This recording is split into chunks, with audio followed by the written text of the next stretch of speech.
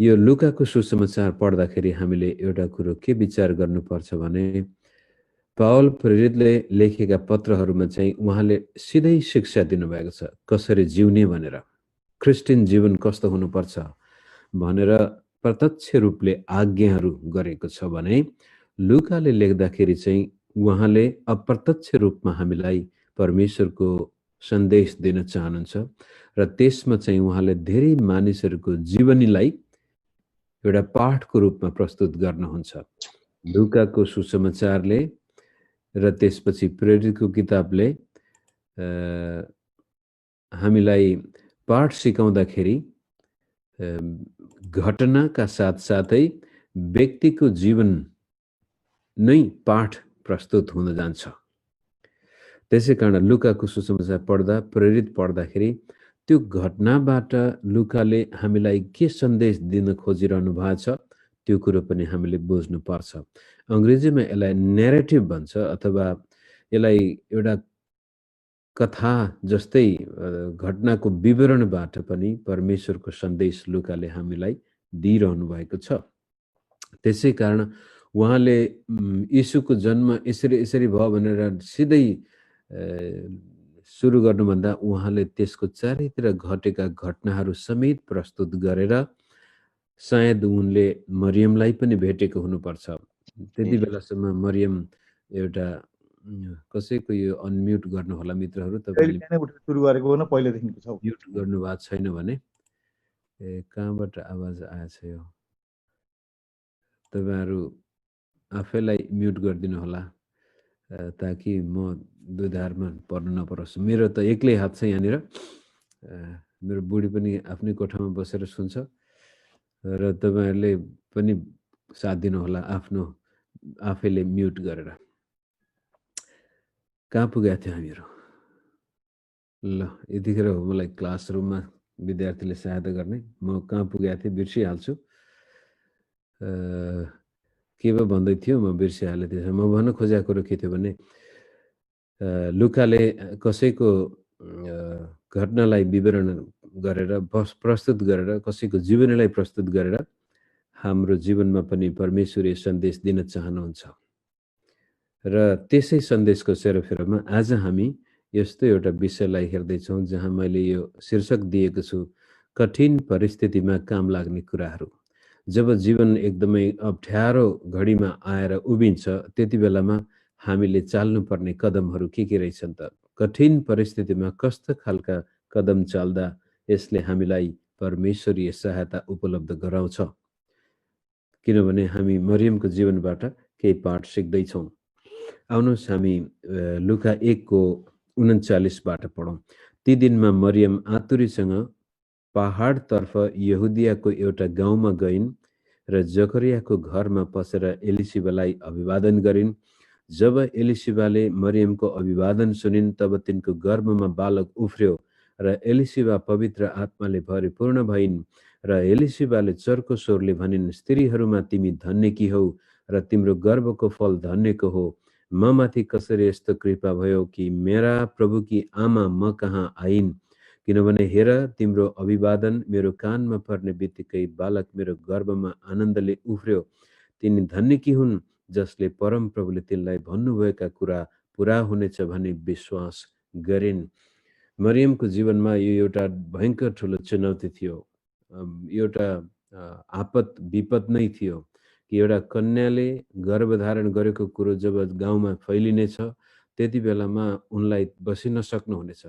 उनले त स्वर्गदूतलाई देखिन् तर गाउँलेहरूले देखेको छैन र उनले भनेको कुरो गाउँलेहरूले विश्वास गर्ने छैनन्। त्यस्तो स्थितिमा अब के गर्ने त? हुन त मरियमले परमेश्वरको वचन पुरा होस् भनेर आफ्नो जीवन प्रभुको हातमा समर्पण गरिसकेकी थिइन्, तरै पनि हामी मानिस भएको कारण हामीलाई त्यस्तै प्रकारको सङ्गत चाहिन्छ जहाँ हामीलाई उत्साह मिल्छ, जहाँ हाम्रो दुःख कष्टमा साथ दिने मानिसहरू चाहिन्छ। हामीलाई आलोचना गरेर हामीलाई खसाल्ने मानिस भन्दा हाम्रो परिस्थितिलाई बुझिदिने मानिस हामीलाई धेरै काम लाग्छ। जब तपाईहरु मेरो जीवनमा पनि परिस्थिति कठिन हुँदाखेरि हामी एकदमै दुःखबाट भएर जाँदाखेरि कतिपय मित्रहरूले मुखले त बिचारा भने पनि मनमा ताली बजाइरहे पनि हुन सक्छन् भने त्यस्तो स्थितिमा तपाईँ र मेरो व्यक्तिगत जीवनमा जब कठिनाइ आउँछ, परिस्थिति अप्ठ्यारो हुन्छ भने त्यति बेलामा हामीसँग त्यस्ता मित्रहरू, त्यस्ता नातेदारहरू, त्यस्ता सम्बन्धहरू हुनुपर्छ जसको चरणमा अथवा जसको सङ्गतमा गएर हामी आफ्ना मनका कुराहरू पोखाउन सक्छौँ। यहाँ हेर्नुहोस्, ती दिनमा मरियम आतुरीसँग अब त्यसपछि जब स्वर्गदूतले तिनलाई त्यो खबर बताइसकेपछि उनी गएर माफ गर्नुहोस्, तपाईँहरूले आफैले आफैलाई अनम्युट गर्नु भएन, म भेटाउँदिनँ कहाँ छ तपाईँको अनम्युट भएको। आतुरीसँग भन्नाले हतार हतारमा नासरतबाट यो उत्तरतर्फ पर्दछ इजरायलको, उनी दक्षिणतिर हुन त पहाडतिर भनेछ, आतुरीसँग पहाडतर्फ यहुदियाको एउटा गाउँमा गइन्। यरुसलेम माथिल्लो स्थान पहाडहरूको बिचमा भएको कारण यरुसलेममा आउँदाखेरि तल सामरियाबाट गलिलबाट आउँदाखेरि पहाड चढ्नुपर्ने रहेछ र त्यस्तो स्थितिमा उनी आतुरीसँग आफ्नो नातेदार एलिजाबेथ कहाँ एलिसिबा र एलिजाबेथ दुइटै जे भने पनि हुन्छ आउँछिन्। किनभनेदेखि स्वर्गदूत स्वयंले भने हेर तिम्री नातेदार एलिसिबामा पनि यस्तो भएको छ भन्दाखेरि त मरियमलाई अब लाग्यो यदि कसैले मेरो कुरा विश्वास गर्छ भने केवल एलिजाबेथले मात्र गर्न सक्छिन्, कारण उनले पनि त्यस्तै किसिमको अनौठो अनुभव गरेको छ। जसले परमेश्वरले गर्ने महान काममा विश्वास गर्दछ त्यसले अरू मानिसमा पनि त्यस्तै प्रकारको वातावरण सिर्जना गरिदिन सक्छ। त्यो कुरोलाई लिएर मरियम हतार हतारमा आफ्नो नातेदारको घरमा आउँछिन् र त्यसपछि घटना त्यहाँ देख्नुहुन्छ। जब मरियम त्यो घरमा आउँछिन्, कहिलेकाहीँ जकरियाको घरमा पसेर एलिसिबालाई अभिवादन गरिन्। अब गाउँको घर तपाईँ मलाई थाहा छ, यो घर भन्ने बित्तिकै खालि घरको ढोका होइन कि गाउँको घर हुन्छ, आँगन हुन्छ र मेरो विचारमा आँगनमा आउने बित्तिकै जब एलिजाबेथले मरियमलाई देख्छन् त्यहाँ उदेकको महिमित अनुभव एलिजाबेथले गर्छिन्। त मुख्य विषय पहिलो कुरो तपाईँ र मेरो सङ्गत कस्तो छ मित्रहरू, हामी कस्ता मानिसहरूसँग बढी समय बिताउँछौँ त्यसले हाम्रो विश्वासी जीवनमा कि त हामीलाई अगाडि लगेको हुनसक्छ कि हामी अल्मलिरहेका हुन सक्छौँ कि अझै पछाडि परिरहेका हुन सक्छौँ। तपाईँ र मेरो मित्रहरू कस्ता छन्? एउटा यो संसारको शिक्षाले पनि भन्छ, मनोवैज्ञानिक शिक्षाले पनि के भन्छ भने तपाईँ र मैले आफ्नो स्तरलाई जाँच्ने हो भनेदेखि हाम्रा मित्रहरू कस्ता छन्, हामी कस्तो मानिसको सङ्गत गर्दैछौँ त्यसले बताउँदछ। कारण सङ्गत गुणको फल हामीले खानै पर्छ। त विश्वासी जीवनमा पनि हामी अगाडि जाने हो, विश्वासी जीवनमा पनि हामीले परमेश्वरको महान काम आफ्नो जीवनमा देख्न चाहन्छौँ भने त्यस्तै किसिमको परमेश्वरमा विश्वासयोग्य व्यक्तिहरूसँग हामीले समय बिताउन सक्नुपर्छ। नत्र भनेदेखि हामीलाई यदि तपाईँ र म सङ्गत गर्ने र तपाईँ र म आराधना गर्ने सङ्गति मण्डली त्यहाँ केवल एकदमै मानिसहरू राजनीति गर्नेहरू, चलाक चतुर्याइ गर्नेहरू, मानिससँग एकदमै आफ्नो फाइदा लुट्ने खालका व्यक्तिहरू मात्रै हाम्रो सङ्गतमा छन् भने हामीलाई धेरैले ठगेर अन्तिममा हामी निराशमा पनि जान सक्छौँ। हाम्रो जीवनमा प्रभुले गर्ने महान काम रोकिन पनि सक्छ। तर त्यस्तो इमान्दार चर्च छ, त्यहाँका पास्टर प्रचारकहरू साँच्चै प्रभुको आत्माले चलाइएका छन्, निर्दोष छन्, प्रभुको राज्य फैलाउनको लागि उनी सेवकाईमा आएका छन् र आफ्ना विश्वासीको निम्ति सम्पूर्ण जीवन दिएर सेवामा लागेका छन् र त्यहाँका एल्डर अगुवाहरू पनि एकदमै प्रभुमा परिपक्व व्यक्तिहरू छन्। त्यो मण्डलीमा आत्मिक एकता छ, त्यहाँका विश्वासीहरूमा प्रेम छ भनेदेखि त्यो मण्डलीमा भयङ्कर गजबको आशिष हुन्छ मित्रहरू। तर जहाँको मण्डलीको पास्टर एकदमै चलाक छ, त्यसपछि उसले स्पोन्सरहरू खोज्नको लागि, देश विदेश जानको लागि र कसरी कसरी हुन्छ विश्वासीहरूलाई फकाइ फुस्लाइ गरेर आफ्नो चर्चको सङ्ख्या बढाएर आफ्नो ठुलो चर्च बनाएर उसले आफ्नो मात्र स्वार्थपूर्ति गर्ने खालको पास्टर तपाईँसँग छ भनेदेखि त्यहाँ विश्वासीमा सुरुमा त एकदमै निकै उत्साह हुन्छ, पछि गएर विश्वासीहरू निराशमा पर्न जान्छन्। र विश्वासीहरूभित्र पनि परमेश्वरका वचनमा कुरामा विश्वास गर्नुको सट्टामा मानिसको चतुराइमा उनीहरू जीवन बिताउन थाल्छ। सङ्गत गुणको फल खानुपर्छ भनेको मतलब तपाईँ र मेरो जीवनमा कठिन परिस्थिति आयो भनेदेखि पहिलो कदम तपाईँले सही मित्र छान्नुहोस्। किनभनेदेखि ती मित्रहरू जसले परमेश्वरमा विश्वास गरेको छ भने तपाईँको विश्वासलाई पनि टेवा मिल्नेछ। दोस्रो कुरो एलिजाबेथको जीवनबाट 41 पदमा जब एलिसिबाले मरियमको अभिवादन सुनिन् तब तिनको गर्भमा बालक उफ्र्यो र एलिसिबा पवित्र आत्माले भरिपूर्ण भइन् र एलिसिबाले चर्को स्वरले भनिन्, स्त्रीहरूमा तिमी धन्य की हौ र तिम्रो गर्भको फल धन्यको हो। ममाथि कसरी यस्तो कृपा भयो कि मेरा प्रभुकी आमा म कहाँ आइन् र हेर तिम्रो अभिवादन कानमा पर्ने बित्तिकै बालक मेरो गर्भमा आनन्दले उफ्र्यो। दोस्रो कुरो हामी के देख्दैछौँ भनेदेखि सङ्गत गर्ने कस्तो खालका व्यक्तिको सङ्गत गर्ने जो पवित्र आत्माले भरिपूर्ण भएका छन् र जसले हामीलाई पनि पवित्र आत्माको भरपुरीमा जान मद्दत गर्नेछन्, जसको मुखबाट पवित्र आत्माबाट प्रेरित भएका वचनहरू हाम्रो कानमा आउँदछन् र हामीलाई उत्साह मिल्दछ। एलिजाबेथ पवित्र आत्माले भरिन्छन् र मरियमलाई उत्साह दिन थाल्दछन्। अब त्यसलाई हाम्रो व्यक्तिगत जीवनमा लागू गरौँ। अब क्रिसमसको सन्देशको मुख्य उद्देश्य नै लुकालाई यो पत्र लेख्नुको उद्देश्य हामी ख्रिस्टलाई चिन्न सकौँ र त्यसपछि हाम्रो विश्वास बलियो हुन सकोस् र ख्रिस्ट येशूले चाहनुभएको जीवन हाम्रो हुन सकोस्। त्यसै आधारमा मरियमको जीवनबाट एलिसिबाको जीवनबाट हामी जब परिस्थिति नाजुक हुँदाखेरि चाल्नुपर्ने कदमहरू हेर्दाखेरि पहिलो कुरो राम्रो सङ्गत छान्नु पर्यो।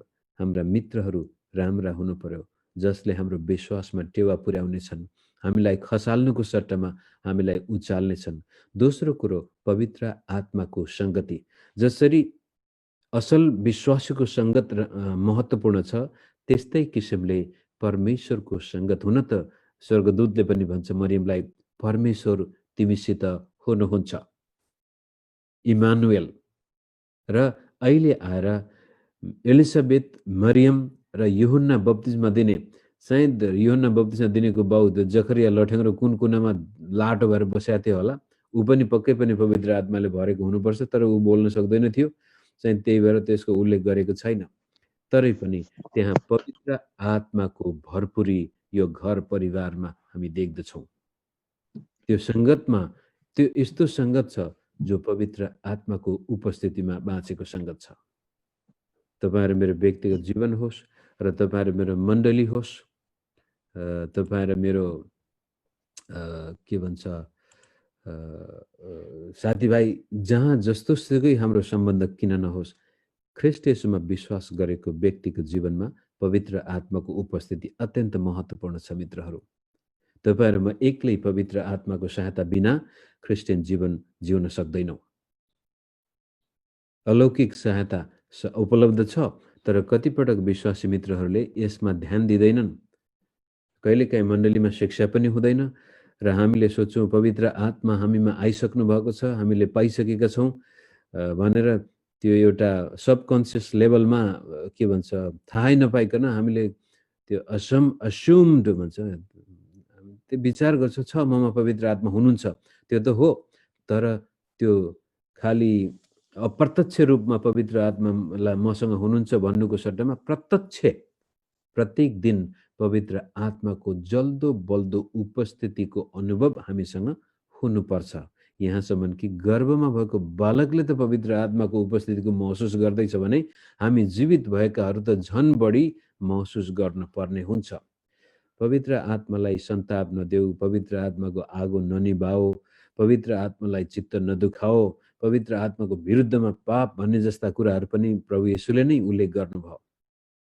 त्यसको मतलब ख्रिस्ट येशूमा विश्वास गर्ने व्यक्तिहरूको जीवनमा जब कठिन परिस्थिति आउँछन्, जीवन नाजुक हुन्छ, त्यति बेलामा हामीलाई सान्त्वना दिनको लागि प्रभुले दिनुभएछ पवित्र आत्मा।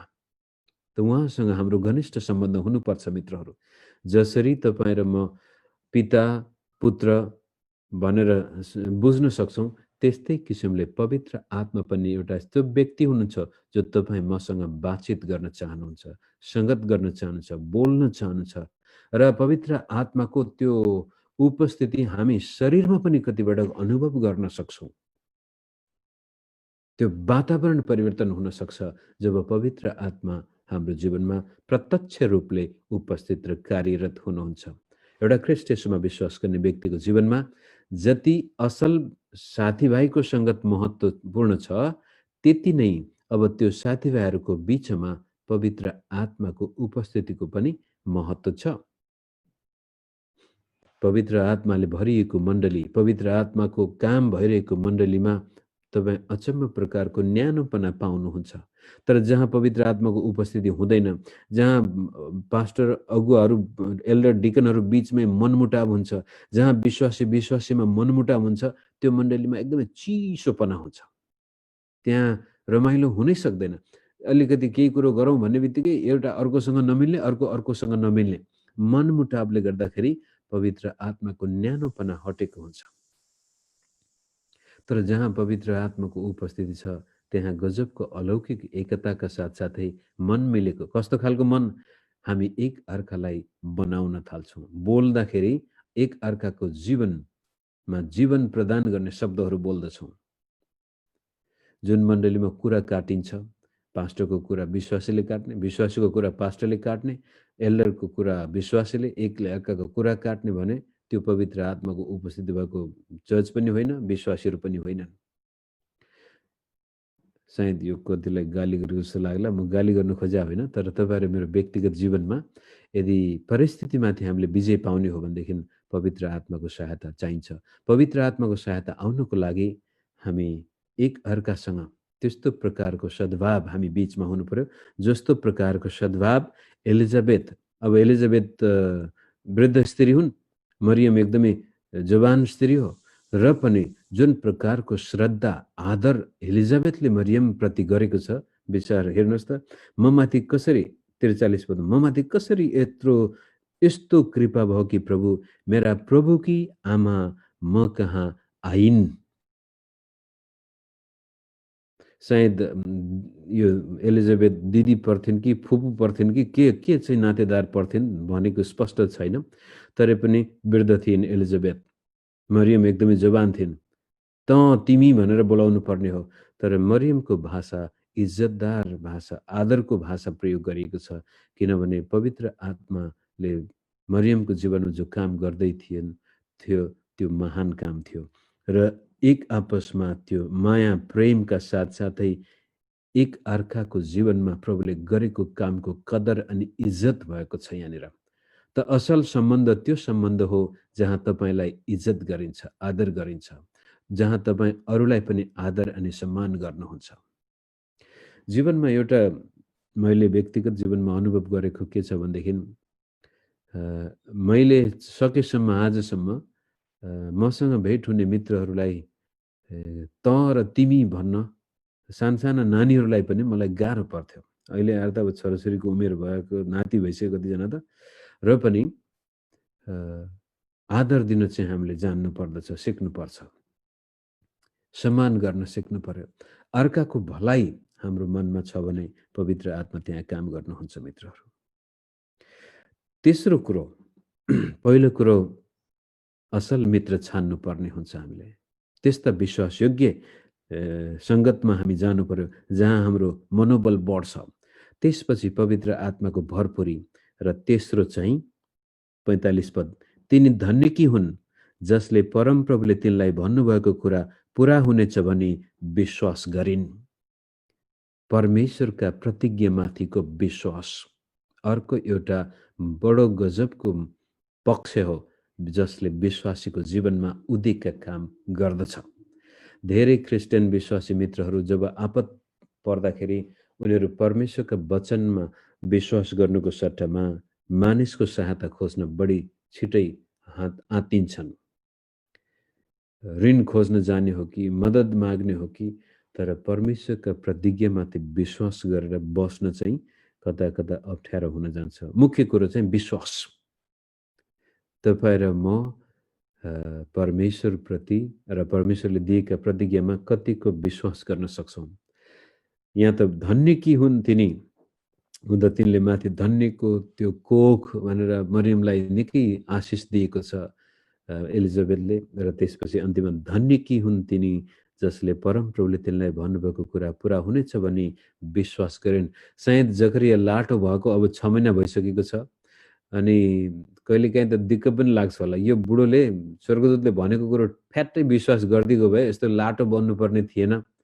तिमी कस्तो यस्तो अचम्मको काम हाम्रो जीवनमा कति प्रभुलाई प्रशंसा दिएर बस्थ्यौँ, अब बोल्नै नसक्ने भएर बसेको छ भनेर आफ्नो बुढाले परमेश्वरको वचनमा विश्वास गर्न नसकेको अनुभव एलिजाबेथसँग थियो। तर मरियमले चाहिँ परमेश्वरको वचन अनुसार होस् भनेर स्वीकार गरेको कुरो सायद एलिजाबेथलाई पवित्र आत्माले स्पष्ट पार्नुहुन्छ र तिनी भन्छन्, धन्य हो मरियम तिमी, किनभने तिमीले परमेश्वरको वचनमा विश्वास गर्यौ।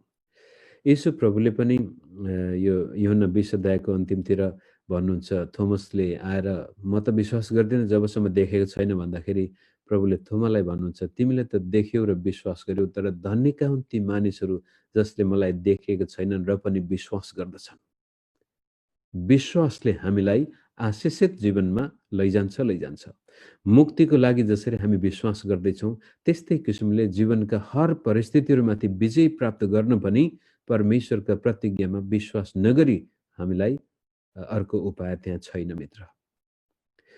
प्रभुले मेरो जीवनमा उदेकका काम गर्नुहुन्छ भन्ने विश्वास, प्रभुले बोलेका वचन पूरा हुनेछन् भन्ने विश्वास, त संगत मानिसहरूसँगको भरपुरी पवित्र आत्माको र विश्वास परमेश्वरका प्रतिज्ञामाथि हामी राख्न सक्छौँ भने हामी सही कदम चाल्दैछौँ आफ्नो जीवनलाई उकास्नको लागि।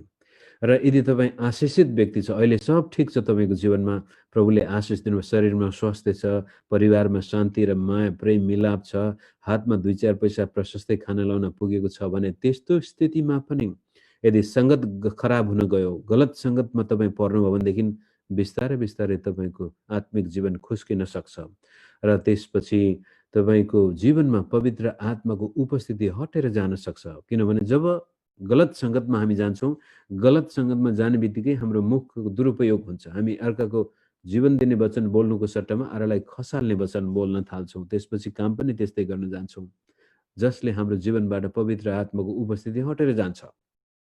जब पवित्र आत्माले हाम्रो जीवनमा काम गर्न छोड्नुहुन्छ त्यसपछि बाइबल पढ्दाखेरि पनि निन्द्रा लागेर आउँछ, अल्छी लागेर आउँछ, मनै पर्दैन बाइबल पढ्ने, संगतिमा जाँदाखेरि पनि कस्तो कस्तो त्यो किसिमको उत्साह नै हुँदैन। अनि जसको कारण हामी परमेश्वरको प्रतिज्ञामाथि विश्वास गर्नै सक्दैनौँ। यो चाहिँ जीवन खुस्किन लाग्यो। विश्वासी जीवनमा अब तपाईँ र म तल झर्ने कदमहरू छन् भने यदि विश्वासी जीवनमा हामी अगाडि जाने हो र परमेश्वरले हाम्रो जीवनमा गर्न चाहेको पूर्ण काम हुने हो भनेदेखि सही संगत, त्यसपछि पवित्र आत्माको भरपुरी र प्रभुले बोलेका वचनमाथि विश्वास।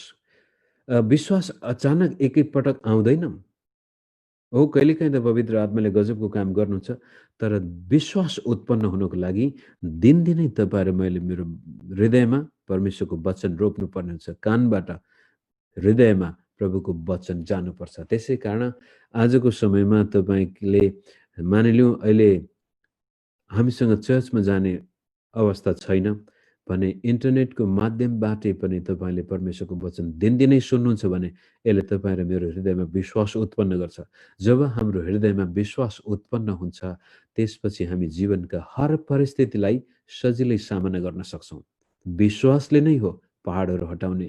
प्रभु येशूले भन्नुभयो, तिमीहरूमा राएको दाना जति पनि विश्वास छ भने यो पहाड पनि तिमीहरूबाट हटेर जानेछ। र विश्वास गर्नेका निम्ति सबै कुराहरू सम्भव छन्। र मरियमलाई पनि स्वर्गदूतले अघिल्लो पाठमा भन्दछ कि परमेश्वरको लागि कुनै कुरा असम्भव छैन। त्यसकारण मित्र, आजको पाठबाट म यहाँलाई यही उत्साह दिन चाहन्छु कि तपाईँ र मेरो जीवन यदि मरियमको जस्तै बडो अन्योलबाट भएर गएको छ। प्रभुले के कुरो बोल्नुभयो तर अब त्यसलाई कसरी सम्हाल्ने हामीलाई थाहा छैन भनेदेखि त्यस्ता व्यक्तिहरूसँग समय बिताउनुहोस् जसले तपाईँको विश्वासलाई अझ बढाउनेछन्, तपाईँलाई मान सम्मान इज्जत दिनेछन्। तपाईँको छिछि र दूर गर्ने व्यक्तिसँग अलगै बसेकै राम्रो हो। मान्छेले जेसुकै भन्नुहोस् त्यसमा ध्यान दिनु हुँदैन, तर त्यस्ता व्यक्तिहरूसँग तपाईँ सङ्गत बिताउनु पनि हुँदैन। कहिलेकाहीँ हामीले आफ्ना सम्बन्धहरू पनि काट्न पनि जान्नुपर्छ र जोड्न पनि जान्नुपर्छ। कुनै कुनै सम्बन्ध यस्ता छन् जसलाई काट्नुपर्छ, कुनै कुनै सम्बन्ध छन् जसलाई जोड्नुपर्छ। तर तपाईँहरू मेरो जीवन माथि जाने हो या तल जाने हो, तपाईँहरू मेरो साथीभाइ कस्ता छन् त्यसले पनि धेरै फरक पार्दछ।